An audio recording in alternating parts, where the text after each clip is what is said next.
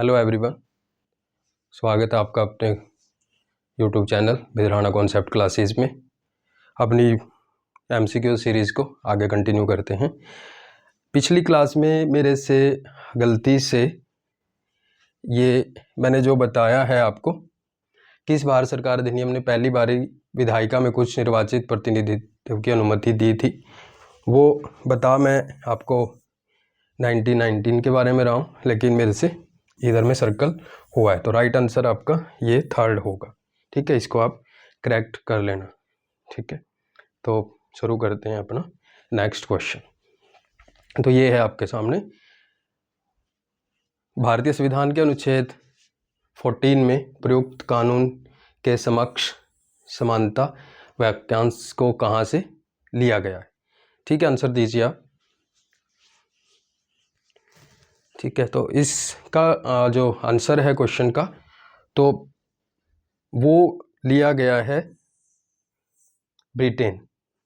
ठीक है, तो इसके अंदर थोड़ी सी बात कर लेते हैं। जो आप देख पा रहे हो, इक्वलिटी बिफोर लॉ, कानून के समक्ष समानता, और एक वाक्य जो है विधियों के समान संरक्षण।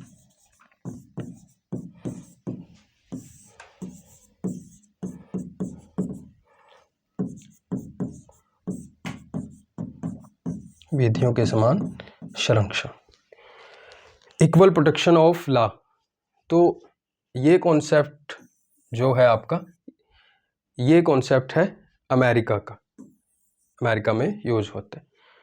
तो जो कानून के समक्ष समानता है, वो आप ऐसे देख सकते हो कि एक आइसक्रीम अगर आपने ख़रीदनी है तो वही, चाहे उसे अंबानी खरीद रहा है तो इतने की मिलेगी, एक गरीब आदमी खरीद रहा है तो वो भी इतने की, या नमक की थैली की बात, या फिर नेसेसिटी ऑफ लाइफ की आप बात कर लीजिए, तो सबके लिए बराबर है, यानी कानून सबके लिए बराबर है। अगर बात करें विधियों के समान संरक्षण की, तो इसमें एडजस्टेबल होता है। जैसे एक अगर एग्जांपल हम यहाँ पे डिस्कस करें, तो रेस का ग्राउंड आपने देखा होगा, अगर 100 मीटर भागना है तो अगर बात करें हम कानून के समक्ष समानता की, तो सभी एक लाइन से भागेंगे, लेकिन यहाँ से शुरू करेंगे तो इसमें सबके लिए बराबर में दिक्कत आएगी। लेकिन यहाँ पे जो कॉन्सेप्ट है अमेरिका का, विधियों के समान संरक्षण का, तो हम इनके हिसाब से इसको एडजस्ट करेंगे कि ये और ज़्यादा दूरी से, ये और नज़दीक से, तो इस प्रकार हम इसको एडजस्टेबल करेंगे कि सबके लिए बराबर हो जाए। ठीक है, तो हमारे जो संविधान में अनुच्छेद 14 में जो वाक्य यूज है कानून के समक्ष समानता वाक्यांश, वो हमने ब्रिटेन से लिया है। ठीक है, तो ये राइट आंसर हुआ। तो नेक्स्ट आपका जो क्वेश्चन है ये रहा, लोकतांत्रिक समाजवाद का उद्देश्य बताइए। दीजिए आंसर कमेंट सेक्शन में। ठीक है, तो इसका जो राइट आंसर होगा वो होगा 4, लोकतांत्रिक साधनों द्वारा समाजवाद। ठीक है,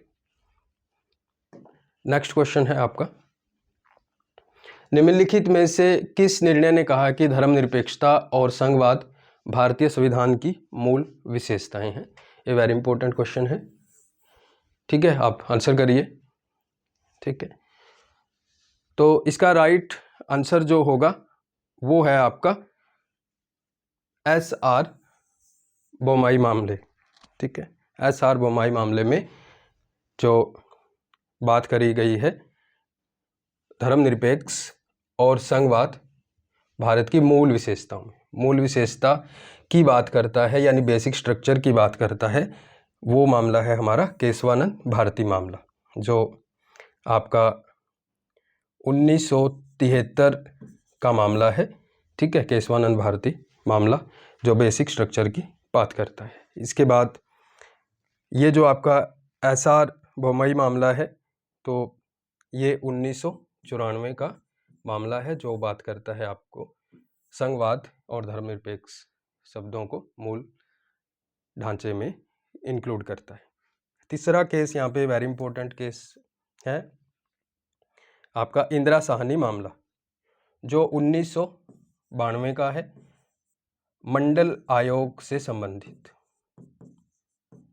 मंडल आयोग के बारे में आपको पता होगा, ओबीसी आरक्षण के बारे में बात करता है, ठीक है। और तीसरा मामला है हमारा मिनर्वा मिल्स, 1980 का मामला है, जो संविधान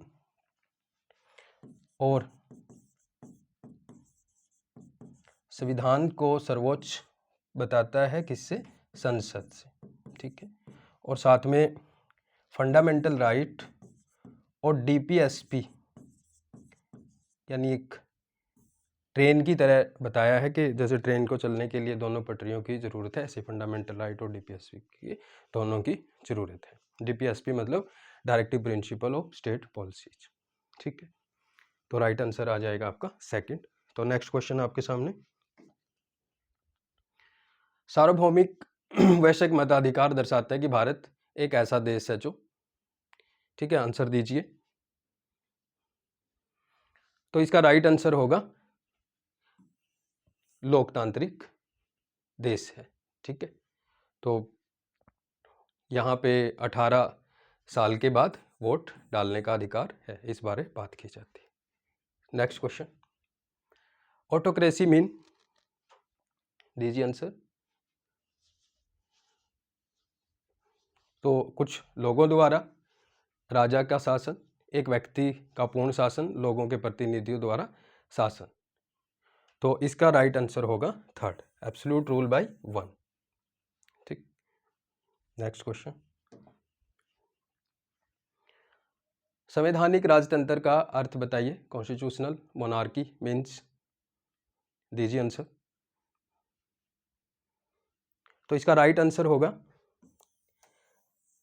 मोनार्की, राजा संविधान द्वारा प्रदत्त शक्तियों का प्रयोग।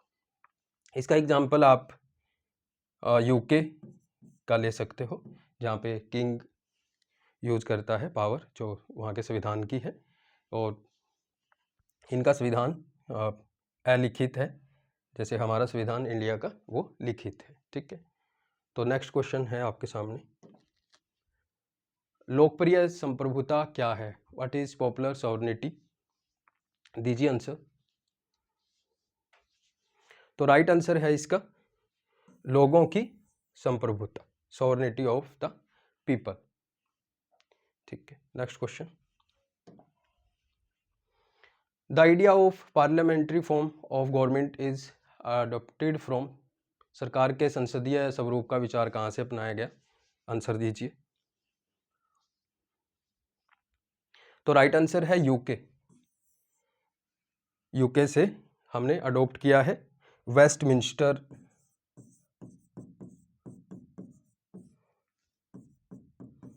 मॉडल, ठीक है। तो राइट आंसर आ जाएगा यूके। नेक्स्ट क्वेश्चन है, संविधान सभा का सुझाव सबसे पहले किसने दिया था? Who among the following propose the suggestion for a constituent assembly first? तो इसका राइट आंसर है एम.एन. रॉय, मानवेंद्र नाथ रॉय। इन्होंने ये जो सजेशन हमें दिया था 1934 में दिया था, 1935 में ऑफिशियली कांग्रेस के द्वारा डिमांड करी गई, 1940 में अगस्त में ऑफिशियली, अगस्त ऑफर जिसको कहेंगे हम, इसको करा गया, और फाइनली 1946 में कैबिनेट मिशन के तहत हमारी कॉन्स्टिट्यूएंट असेंबली का एस्टेब्लिशमेंट हुआ, ठीक है। बाकी फिर ये कंटिन्यू हमने डिस्कस किया ही था, 2 साल 11 महीने 18 दिन में हमारा संविधान निर्मित हुआ, ठीक है। तो नेक्स्ट क्वेश्चन है, करिए। वह देश जिसका नाम बताइए जिससे भारत द्वारा संशोधन प्रक्रिया की संवैधानिक विशेषताएं उधार ली गई। तो राइट आंसर बताइए आप। तो राइट आंसर है साउथ अफ्रीका। तो साउथ अफ्रीका से हमने हमारे संविधान में अमेंडमेंट का प्रोविज़न के संबंध में प्रोविज़न लिया है। तो ये आपका पार्ट 20 और आर्टिकल 368 आर्टिकल 368। तो हम अपने संविधान में जब संशोधन करना होगा तो किस आर्टिकल के तहत हम कर सकते हैं? आर्टिकल 368 के तहत। तो हमने कहाँ से लिया इसे? दक्षिण अफ्रीका से। इसके अलावा दक्षिण अफ्रीका से हमने और क्या लिया है? Election of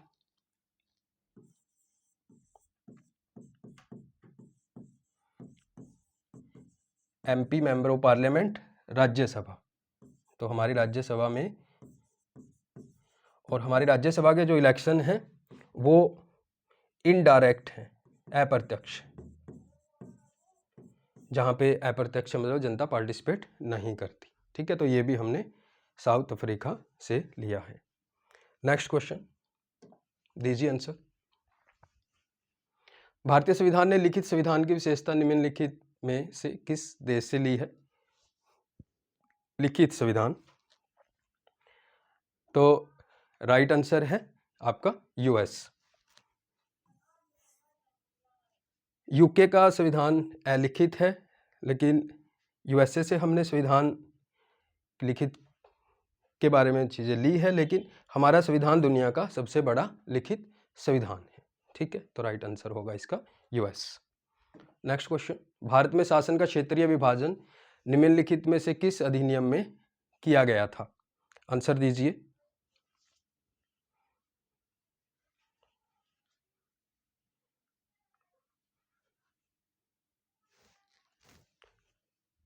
in which of the following acts territorial division of government in India? तो भारत सरकार अधिनियम 1900, एक मिनट यहाँ पे माफ़ करना, इस क्वेश्चन के अपने ऑप्शन मिसिंग हैं। ठीक है, तो इसको ये मैं आपके लिए छोड़ रहा हूँ, फिर आप इसका कमेंट सेक्शन में आंसर दीजिए। ठीक है, तो नेक्स्ट क्वेश्चन है, किस अधिनियम द्वारा केंद्र में द्वैध शासन प्रणाली शुरू की गई थी? By which of the following act the system of dyarchy was introduce at the centre? ये परसों की क्लास में हमने डिस्कशन किया था कि जो आपका 1935 का एक्ट था, उस में डायरेक्सी स्टेट से हटा के कहाँ इम्प्लीमेंट कर दी गई थी? सेंटर में। तो इसका राइट आंसर जो होगा वो होगा आपका भारतीय शासन अधिनियम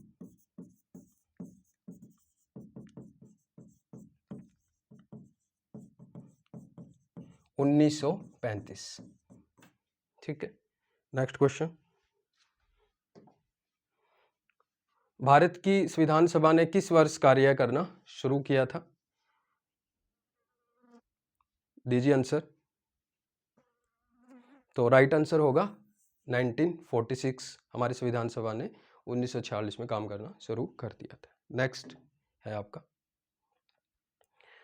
तो the constitution fill in the blanks. तो संविधान क्या है, इस बारे आप कीजिए आंसर।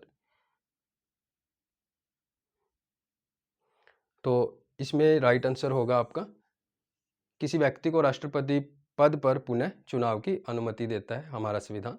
जैसे USA की बात करें तो वहाँ पे राष्ट्रपति 2 बार इलेक्ट हो सकता है, लेकिन हमारे में ऐसी कोई लिमिट नहीं है। ठीक है, नेक्स्ट क्वेश्चन, निम्नलिखित में से किस अधिनियम ने मुसलमानों के लिए अलग निर्वाचन मंडल यानी सांप्रदायिक प्रतिनिधित्व की बात की है? दीजिए आंसर आप, आसान क्वेश्चन है, इम्पोर्टेंट।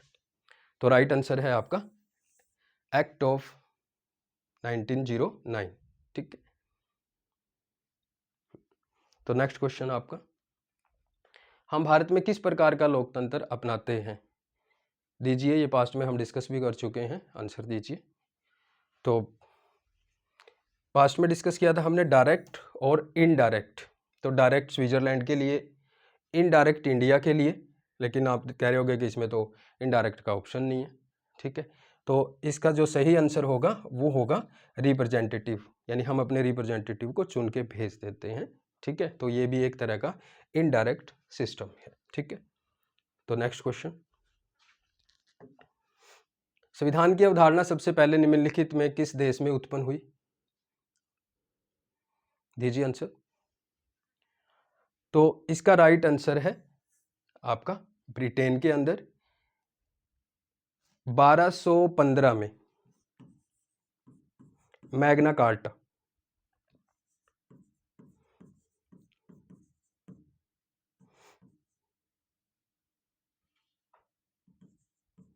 मैग्ना कार्टा एक तरह का आप ऐसा पत्र बोल सकते हो जिसके अंदर उस हिसाब से उस ब्रिटेन के अंदर चीज़ें होनी थी। हाँ, लेकिन इसमें पास्ट में हमने डिस्कस किया है कि सबसे पहले संविधान बनाने वाला देश, ठीक है, तो संविधान बनाने वाला देश आपका होगा यूएसए, ठीक है। अगर वो आपसे पूछ रहा है कि अवधारणा कहाँ से उत्पन्न हुई, तो फिर आपका आंसर होगा ब्रिटेन, ठीक है। तो नेक्स्ट क्वेश्चन है, भारत की संविधान सभा का उद्घाटन बैठक की अध्यक्षता किसने की थी? दीजिए आंसर। ये हम डिस्कस कर चुके हैं पास्ट में, तो सही आंसर होगा डॉक्टर राजेंद्र प्रसाद, ठीक है। तो 9 दिसंबर 1946 को जब पहली बार बैठक हुई थी, तो ये सीनियर मोस्ट मेंबर थे, और फिर 11 दिसंबर को हमने परमानेंट मेंबर नियुक्त कर दिया था डॉक्टर राजेंद्र प्रसाद को, ठीक है। और इसके बाद जो उप या वाइस चेयरमैन हमने बनाया था वो थे HC मुखर्जी,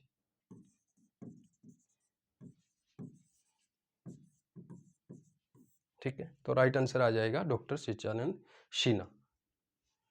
नेक्स्ट क्वेश्चन है आपका लास्ट क्वेश्चन, निम्नलिखित में से किस देश में न्यायिक समीक्षा की प्रणाली की उत्पत्ति हुई थी?